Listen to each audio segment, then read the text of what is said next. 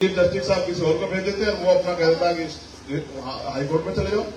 आज देखो मध्य प्रदेश उसकी क्या नाम, बिहार की सरकार गिरी, 2 घंटे बिहार की सरकार वापस बनी, किसी ने कुछ नहीं पूछा। इन्होंने झारखंड की सरकार गिराई और उनपे पूर्ण बहुमत है, उनकी सरकार बनाने नहीं दे रहे, तो लोगों का दबाव है। सोशल मीडिया, हमारे जैसे लोग हैं, बोलने वाले लोग हैं, सुनने वाले लोग हैं, टीवी नहीं दिखाता ना दिखाए। आज आपकी जेब में फोन और फोन से बहुत दूर तक खबर चल जाती है। मैं यहां बोल रहा हूं, दुनिया में बैठे मेरे लोग, अमेरिका में, ब्रिटेन में, कनाडा में, जर्मनी में, फ्रांस में, इटली में बैठे मेरे लोग मेरी इस बात को वहीं बैठ के सुन सकते हैं उनका भाई क्या बात कर रहा है। आज ये कलयुग नहीं है, कलम युग है, ये कलम युग है, ये लोकतंत्र है, संविधान का युग है। आपके पास भी वो अधिकार है, मेरे पास भी वो अधिकार है, प्राइम मिनिस्टर के पास भी वो अधिकार है, राष्ट्रपति के पास भी वो अधिकार है। ये युग वो नहीं है कि राजा चलेगा पालकी में तो जनता के सर ऐसे झुकेंगे, ये वो दिन नहीं है। अब प्राइम मिनिस्टर जाए, राष्ट्रपति जाए, मुख्यमंत्री जाए, विधायक जाए, मंत्री जाए, जो अपना काम कर रहा करेगा। ये संवैधानिक युग है, हर आदमी इज्जत रखता है, हर आदमी का स्वाभिमान सम्मान, लेकिन अधिकार उनको मिलेंगे जिनका राज है, अधिकार उनको मिलेंगे जिनके हाथ में ताकत होगी। और काशीराम साहब कहते थे कि जिनका दल नहीं होता उनके बल नहीं होता, जिनके पास नेता नहीं होता उनका कुछ नहीं होता, जिनके पास बल नहीं होता उनकी समस्याओं का हल नहीं। उन्होंने तो उदाहरण दिया, आरक्षण से लेंगे एसपी डीएम, वोट से लेंगे सीएम पीएम, दिया नहीं दिया। उन्होंने तो अपनी जिंदगी बहुत कुछ किया। मैं उनका क्या गिनाता रहूं, हम क्या करेंगे, उनकी संतानें क्या करें, कब तक मैं उन्हीं का गिनाता रहूंगा। मैं तो आपको आज कहने के लिए आया हूं कि पिछले 10 तराजू रख लो, और अगर चंद्रशेखर आजाद से कोई भारी मिल जाए, पूरे उसमें चयन करा के किसी को उतार दो। अगर चंद्रशेखर आजाद से काम में, चंद्रशेखर आजाद से नाम में, और डंडे छड्डे में, और किसी भी चीज में, अगर पैसे में तो चंद्रशेखर के ऊपर हो सकता है कोई, ठीक है। अगर दिल में कोई चंद्रशेखर को मजबूत मिल जाए तो उसके साथ खड़े हो जाए। और अगर आपकी तराजू सारे प्रत्याशी रख के भी अगर चंद्रशेखर को छोटा ना कर पाई तो फिर इस लड़ाई में मेरा साथ दे दो। आपने 3 एमपी बना दिए, कुछ आया क्या आपके हिस्से में? कुछ नहीं। सुनिए, 100 भेड़ बकरियां पालने से अच्छा एक शेर ही पाल लो।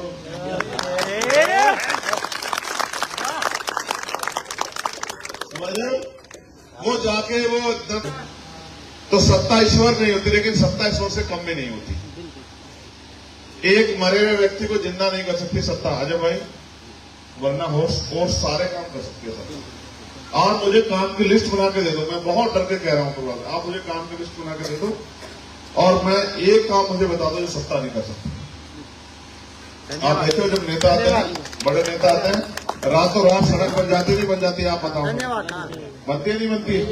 सारे काम होते हैं, जिनकी सत्ता होती है उनके सारे काम होते हैं, ठीक है, उनको सारी आजादी होती है। अभी अगर हम यहाँ सत्ता में होते, अभी एक फोन करते, रात को उड़ता हेलीकॉप्टर, जबकि रात को हेलीकॉप्टर उड़ता, लेकिन रात को उड़ जाता, क्योंकि अब सत्ता का हेलीकॉप्टर तो उड़ेगा, बगैर तेल के उड़ेगा। समझते हो? मैं आपको ये बात इसलिए बता रहा हूं क्योंकि हमने बहुत कुछ देखा है, इसलिए आपसे कह रहा हूं। लेकिन ऐसा इस समय राजनीति में अप डाउन चलता रहता है, लेकिन सवाल ये है कि हम लड़ रहे हैं नहीं लड़ रहे। एक होता है अन्याय सहना, एक होता है अन्याय करना।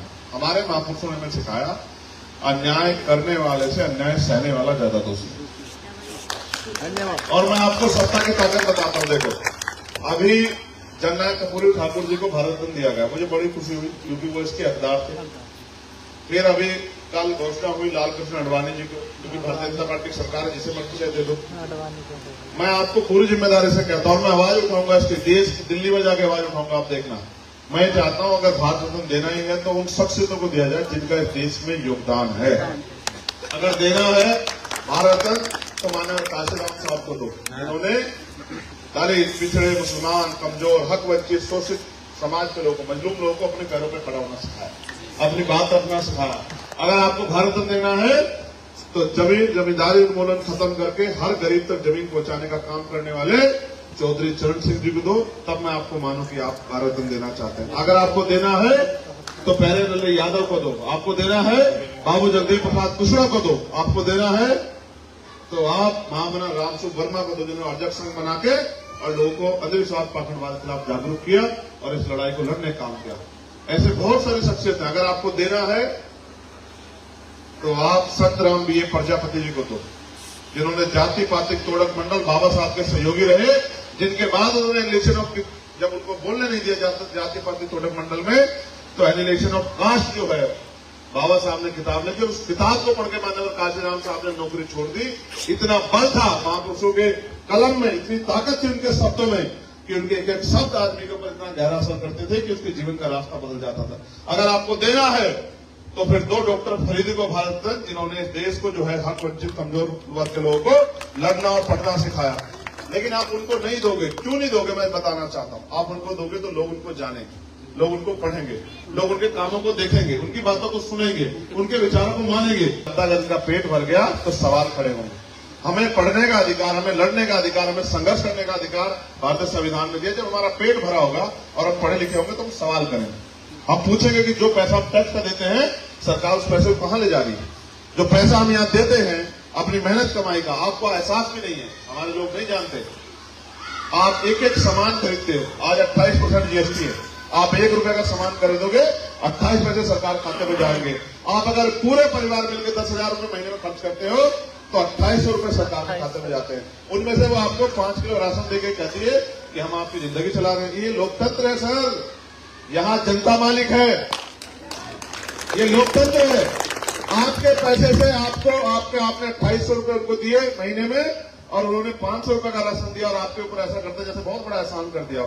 मेरे पढ़े लिखे लोगों ने भी अपना काम जिम्मेदार से नहीं किया। मैं आपकी गलती नहीं निकालता, मगर मैं आपको कहना चाहता हूं, अभी बताओ, हम सारी बातें छोड़ के पार्लियामेंट पे बात करेंगे। यहां से 3 बार चुनाव हो गया, 2008 में बड़ी परिस्थिति में छूटे, और एक आपके हमारे लिए कि हमारा पेट भी काट के सरकार खुश नहीं है। अब ये ताकत वोट की हमें शासन करने के लिए दी महापुरुषों ने, राशन के लिए नहीं दी कि हम 5 किलो राशन दें और इनके पिछड़े को ईमानदार बन के इनको वोट दें और अपने बच्चों को ये देश में मरने के लिए छोड़ दें। आज हालात ऐसे हैं, देश का संविधान खतरे में, आज हालात ऐसे हैं, लोकतंत्र खतरे में।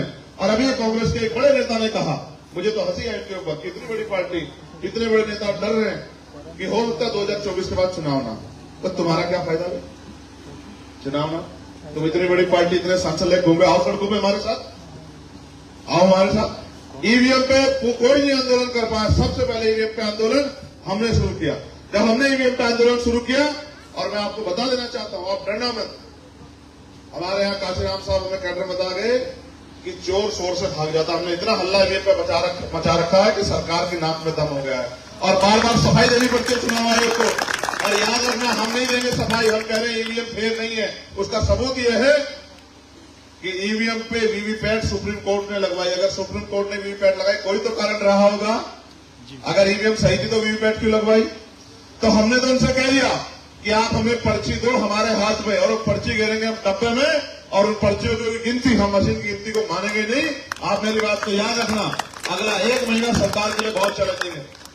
अभी तो दिल्ली में मैंने कहा कि एक बड़ा आंदोलन करेंगे। जैसे मैंने कहा, दिल्ली का राम मस्तक है, उनकी हिम्मत है। आप, मैं आपको लिख के देता हूं, 10 दिन में आप देखना, जिसको आपने बनाया था कौन सी पार्टी से आ जाए ये भी नहीं पता आप लोग। उनके भरोसे क्यों रहना चाहते हो जब आप पे लड़ने वाला एक इतना बढ़िया पहरेदार है? आपको मेरी पहरेदारी पे कम भरोसा है?